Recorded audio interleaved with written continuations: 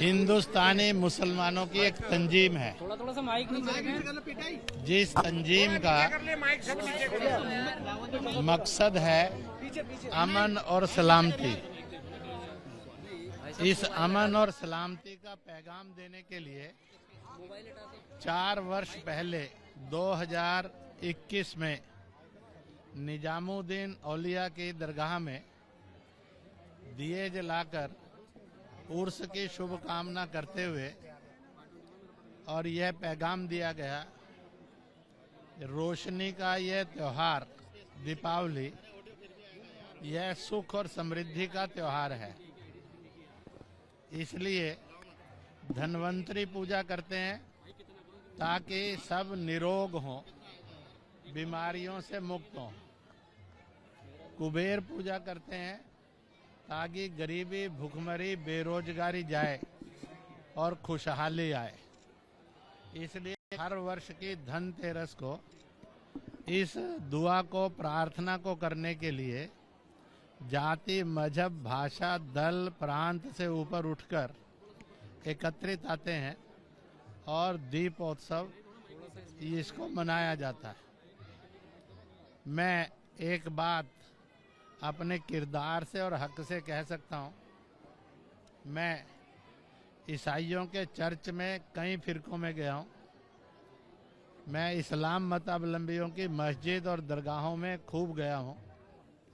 मैं गुरुद्वारे गया हूँ। मैं जैन स्थानक भी गया हूँ। मैं बौद्ध विहार भी गया हूँ। मैं मंदिरों में भी गया हूँ।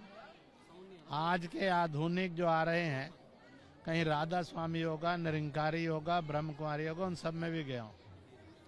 मुझे तो सब जगह किसी ने उसको गॉड कहा, किसी ने उसको खुदा अल्लाह कहा, किसी ने ईश्वर परमेश्वर कहा, किसी ने वाहेगुरु कहा, परंतु सबसे सुंदर बात ये थी कि वह मालिक है हर जुबान में, हर मजहब के लिए, और वह ऊपर वाला है। इसलिए ना मेरी आइडेंटिटी को कहीं खतरा आया, ना खतरा हो सकता है। इसलिए मैंने आज दुआ की, मालिक सारे जहां से अच्छा हिंदुस्तान हमारा, यह लाजवाब हिंदुस्तान जिसके लिए समय समय पर फरमाया गया है कि हिंदुस्तान की जन्नत कश्मीर है और दुनिया की जन्नत हिंदुस्तान है। तो दुनिया की जन्नत हिंदुस्तान जन्नत रहे, जिसके लिए रसूल ने फरमाया था कि सुकून की ठंडी हवाएं इंतहाई में मुझे हिंद की सरजमी से आती हैं, वो बने। इसलिए मजहबी दंगों से मुक्त हो, जातीय छुआछूत से मुक्त हो, नारी के शोषण अत्याचार से मुक्त हो, प्रदूषण से मुक्त हो। जो गरीब है, दुखी है, पीड़ित है, कमज़ोर है, असहाय है, निर्बल है, उसका शोषण नहीं हो, बल्कि उसके ऊपर ममता की चादर डालकर सब उसको आगे ले जाने के लिए मददगार हों। और इस प्रकार से ना कन्वर्शन हो, ना गांव लिंचिंग हो, ना ही और आदमी की लिंचिंग हो, लिंचिंग मुक्त हिंदुस्तान बने। तो मुझे ये विश्वास है कि हमारी गरीबी, बेरोजगारी, अनपढ़ता जाए, हम सब खुशहाली और भाईचारे के रास्ते पर आगे बढ़ें। मुझे पूरा भरोसा है मजहबों की कट्टरताएं खत्म होंगी, जातियों का छुआछूत खत्म होगा, लिंग में औरत पर चाहे तलाक जैसा हो, चाहे अन्य अत्याचार जैसा, वो नहीं होगा, बल्कि एक कामयाब खुशहाल हिंदुस्तान बनेगा। इसी की मैंने प्रार्थना की। मालिक, जिस जिस जगह, जिस जिस रूप में तू है, हमारी एक ही फरियाद है कि हिंदुस्तान जो दुनिया का कभी बादशाह था, विश्व गुरु था, वह हिंदुस्तान फिर से वैसा बने। हमारा पाकिस्तान पड़ोसी है, वो दुश्मन के रूप में नहीं बने, दोस्त के रूप में आए।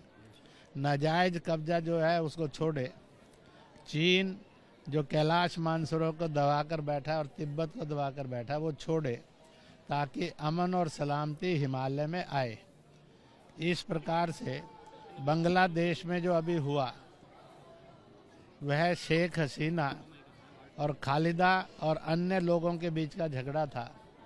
मंदिर ने या सनातनी ने किसी का कुछ बिगाड़ा नहीं था, ना बौद्ध ने, ना जैन ने, ना सिख ने, परंतु उस पर जुल्म हुए और यह एक ऐसा काम था जो शैतानी काम था।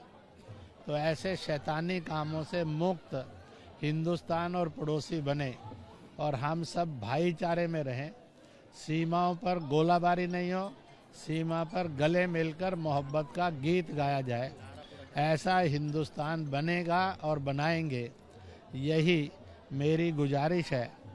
मुझे पत्रकारों से पूरी उम्मीद है इस संदेश को, जो दुनिया के लिए अमन का होगा, हिंदुस्तान के लिए सलामती का होगा, ऐसा संदेश जन जन तक जाए, यही सबसे बड़ी कामयाबी होगी। आज कहीं वक्फ बोर्ड की भी चर्चा चलती है। सारे धर्मों के अंदर इंडिविजुअल स्थानों के या ट्रस्ट हैं या कमेटियां हैं।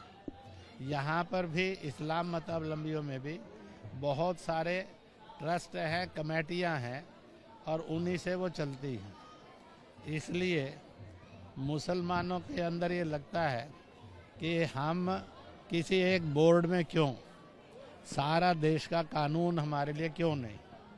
मैं एक बात ज़रूर कहूँगा, हिंदुस्तान की आज की हुकूमत पारदर्शिता के साथ संपत्तियों का विवरण हो, संपत्ति के साथ साथ आय का विवरण हो और वह वेलफेयर के लिए खर्च हो, क्योंकि जब वो खुदा के नाम पर दिया गया धन है, संपत्ति है, तो फिर इसी के लिए काम आए।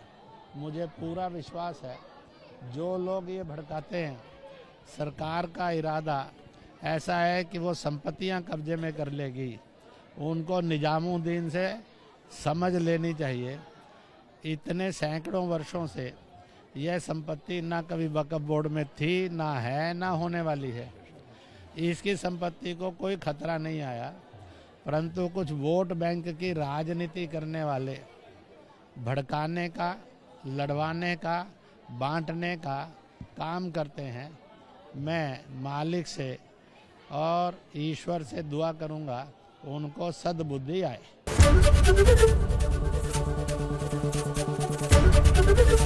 एबीपी गंगा, खबर आपकी, जुबान आपकी।